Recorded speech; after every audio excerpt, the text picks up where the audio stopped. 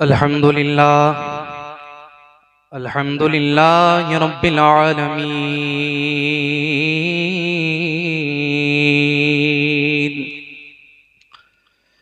वल आक़िबतु लिल मुत्तक़ीन वस्सलातु वस्सलामु अला सय्यिदिल मुरसलीन वल्हम्दुलिल्लाहि रब्बिल आलमीन। अऊज़ु बिल्लाहि मिनश शैतानिर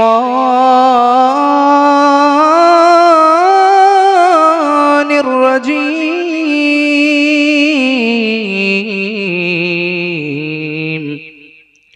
बिस्मिल्लाहिर रहमानिर रहीम।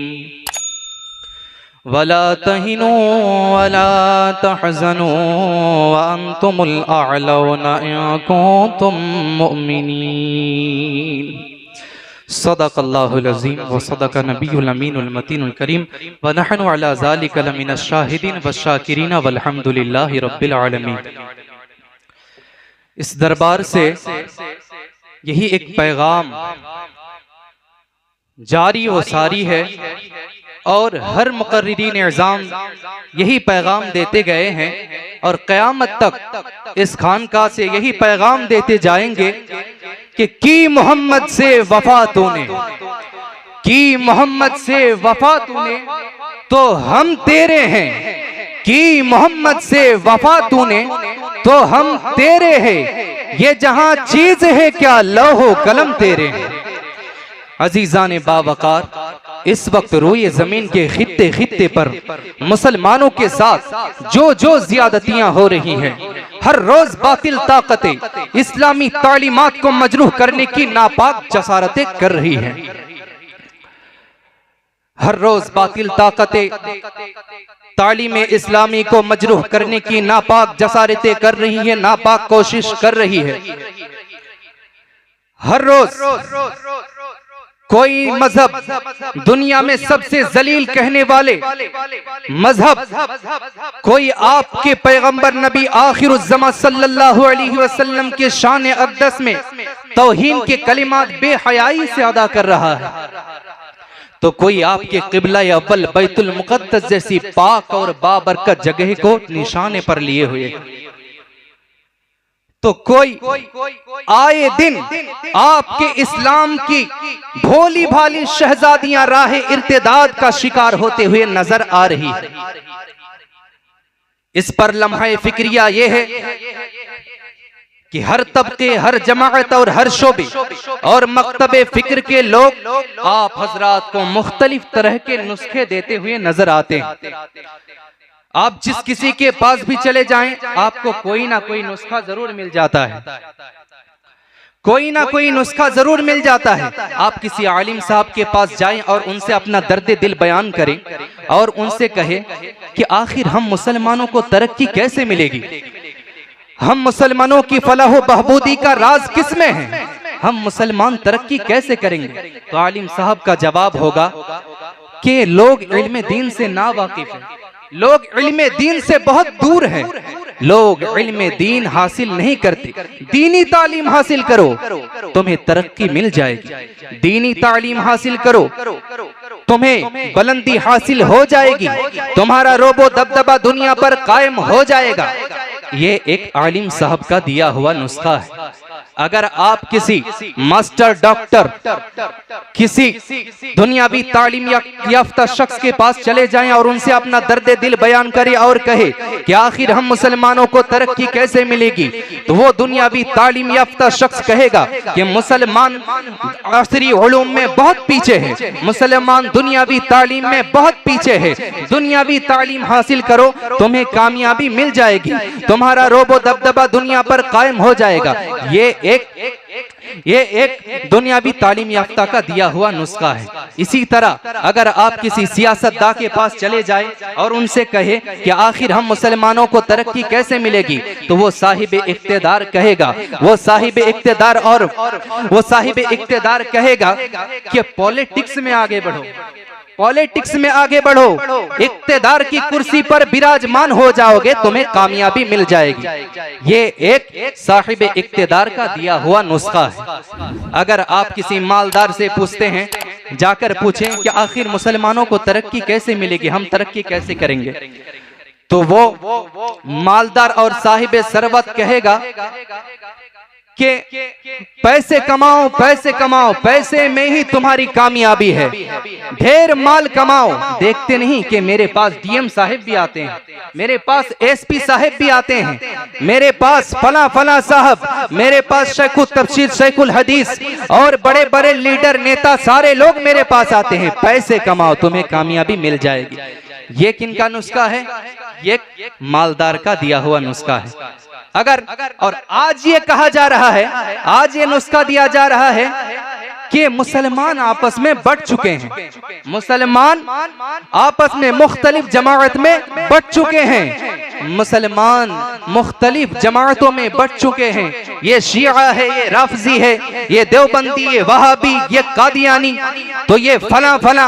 एक हो जाओ, सारे लोग मुत्तहिद हो जाओ, तुम्हें कामयाबी मिल जाएगी। जब तुम लोग सब एक जगह होकर खिचड़ी बन जाओगे तो तुम्हें कामयाबी मिल जाएगी।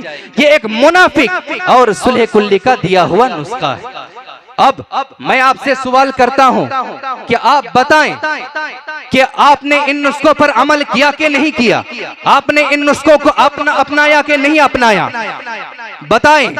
ये आखिर क्या वजह है कि हम रोजाना, यानी आपको मालूम होगा कि आज से ज्यादा नहीं 75 से 80 साल पहले जो कहता है कि इल्म दीन हासिल करो, दीनी तालीम हासिल करो, तुम्हें कामयाबी मिल जाएगी, तो आज से ज्यादा नहीं 75 से 80 साल पहले अगर चले जाएंगे तो आपको मालूम होगा, माजी में जाकर तारीख का मुताला करेंगे, आपको मालूम होगा कि आज यानी आज से 75 से 80 साल पहले उलमा की इतनी कमी थी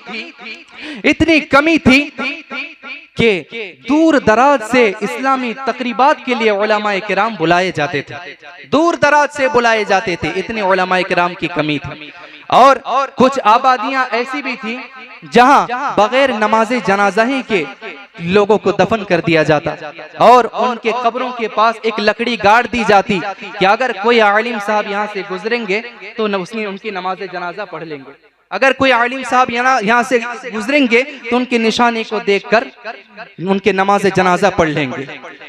लेकिन आज अगर आप गांव देहात जहां कहीं भी चले जाए, आपको हर जगह मौलाना, मौलवी और हाफिज़े हुफ़ाज़े किराम मिल ही जाएंगे। जहां भी चले जाएंगे, जिस गांव देहात में आपको उलमा मिल जाएंगे जो कहता है कि दीनी दुनियावी तालीम में आगे बढ़ो, तुम्हें कामयाबी मिल जाएगी, तुम्हारा वकार दुनिया पर कायम हो जाएगा। तो आज से ज्यादा नहीं बल्कि कुछ ही साल पहले अगर आप गौर करेंगे, अगर कोई बाहर से खत लिखकर भेज देता तो उसके बूढ़े माँ बाप उस खत को लेकर गांव-गांव में टहलते रहते, गांव-गांव में फिरते रहते कि कोई है, मेरे बेटे ने मुझे क्या पैगाम दिया है, कोई इसे पढ़कर सुना दे, मेरे बेटे ने मुझे क्या पैगाम दिया है, कोई इसे पढ़कर सुना दे। अंग्रेजी और हिंदी पढ़ने वाले बहुत मुश्किल से मिलते थे, बहुत कम मिलते थे। लेकिन आज जिस घर में भी आप चले जाएं, आपको डॉक्टर, मास्टर, बीए, एमए किए हुए शख्स मिल जाएंगे। तो पहले आप दुनियावी तालीम में बहुत कम थे, आज बहुत आगे हैं।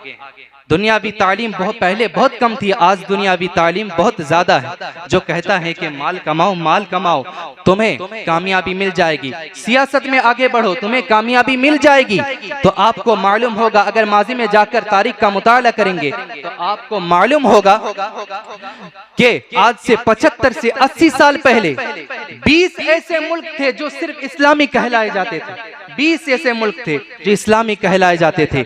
लेकिन आज 57 कंट्रीज ऐसे हैं जो इस्लामी ममालिक कहे जाते हैं।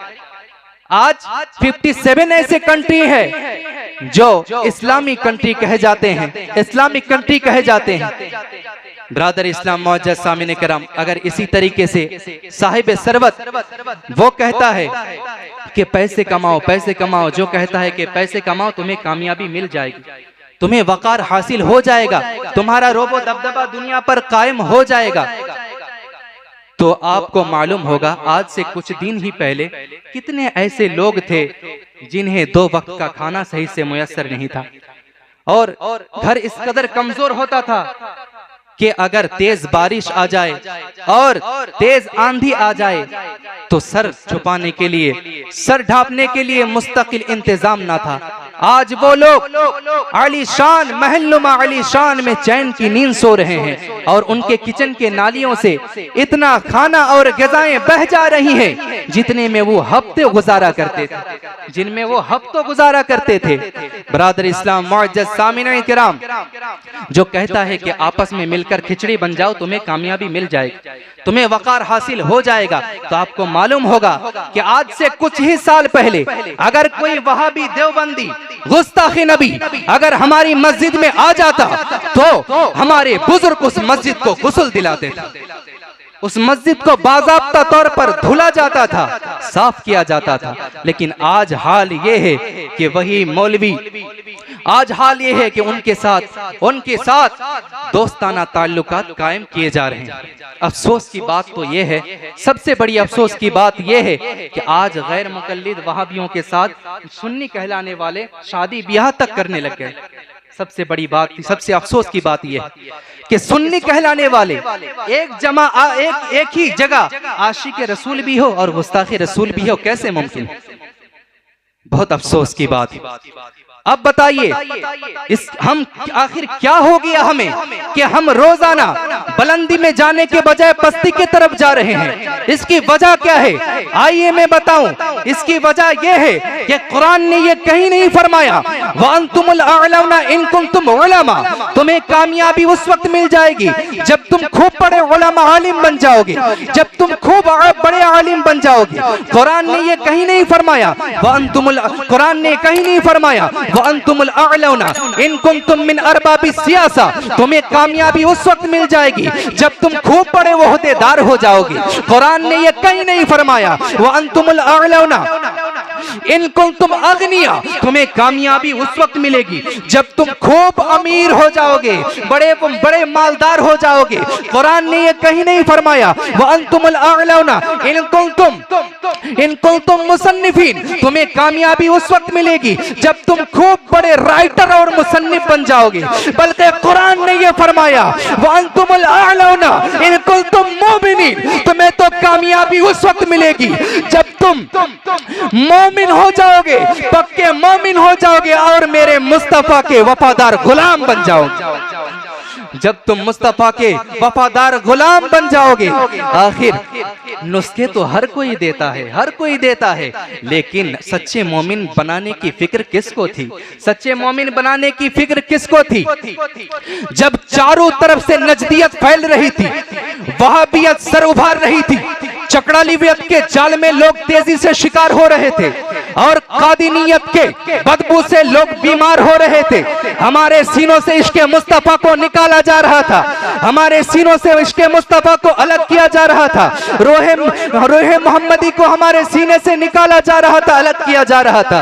ये महज मैं नहीं कहता, बल्कि डॉक्टर इकबाल जैसे दानिश्वर कह रहा है, दानिश्वर कह रहा है और अगियार के फिक्र को इस तरह बयान कर रहा है कि फिक्र अरब को देखकर फिरंगी तखय्युलात इस्लाम को हिजाज और यमन से निकाल दो, ये फाका कश्चो मौत से डरता नहीं कभी, रूहे मोहम्मदी इसके सीने से निकाल दो। जब रूहे मोहम्मदी इसके सीने से निकल जाएगी, ये होगा तो बहुत बड़ा अल्लामा फहामा, लेकिन गैरत ईमानी इसके अंदर पैदा नहीं होगी। होगा तो ये बहुत बड़ा राइटर मुसन्निफ, लेकिन गैरत ईमानी इसके अंदर पैदा नहीं होगी। दुनिया में इसे पागल समझा जाएगा। ब्रादर इस्लाम मुअज़्ज़ज़ सामिन किराम, इसीलिए बस और ज्यादा नहीं, मुख्तसर ही मैं अपने इस तकरीर को खत्म कर रहा हूं बस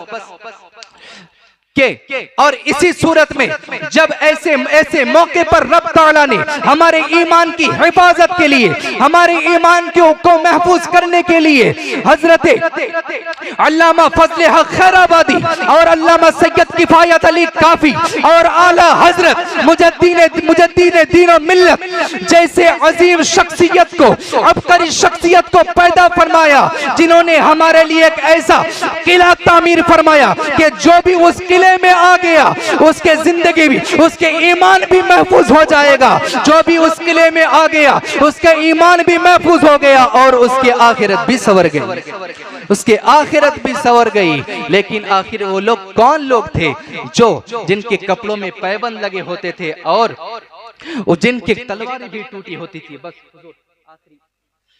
के जिनके तलवारें भी टूटी होती थी, लेकिन फिर भी उनके रोबो दबदबे से दुश्मन कांपते थे, दुश्मन कांपते थे, दुश्मन परेशान हो जाते थे। वो सहाबाए किराम की जमात थी, वो सहाबाए किराम की जमात थी जिनका हाल ये था कि टल ना सकते थे अगर मैदान में अड़ जाते थे, टल ना सकते थे अगर जंग में अड़ जाते थे, पांव शेरों के भी मैदान से उखड़ जाते थे, तुझसे सरकस हुए तो बिगड़ जाते थे। ये त्याग क्या चीज है, हम तोप से लड़ जाते थे, हम तोप से लड़ जाते थे। वो सहाबाए किराम की जमात थी जिनका हाल ये था, दश्त तो दश्त है दरिया भी ना छोड़े हमने, बहरे जुल्मात में दौड़ा दिए घोड़े हमने, बस की मोहम्मद से वफा तूने तो हम तेरे, ये जहां चीज है क्या लोहे कलम तेरे हैं, लोहो कलम तेरे हैं। अस्सलामु अलैकुम व रहमतुल्लाह।